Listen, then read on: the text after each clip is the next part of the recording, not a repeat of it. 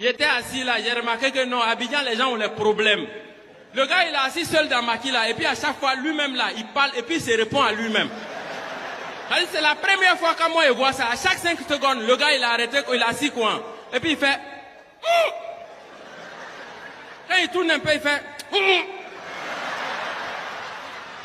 Après, tu le vois, il fait... Il tourne jusqu'à... Et puis il fait... Donc tous les clients du Maquis voulaient aller se rendre compte de ce qui se passe. Quand ils se lèvent, ils s'en vont se renseigner. Quand ils reviennent, eux tous, ils commencent à faire la même chose. Ils sont contaminés automatiquement. Au point où, quand ils passent devant le Maquis, tu as l'impression que c'est une chorale qui est en train de chanter. Tu as l'impression que c'est orchestre. C'est moi seul, je ne faisais pas ça. Donc je me suis levé pour aller voir le gérant, pour savoir de quoi il s'agit.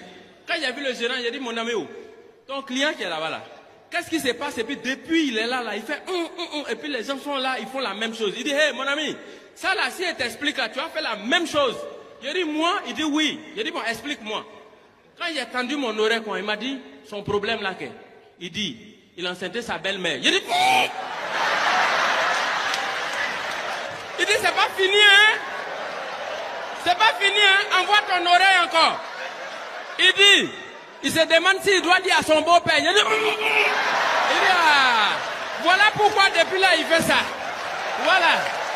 Oh, toi tu es, hein?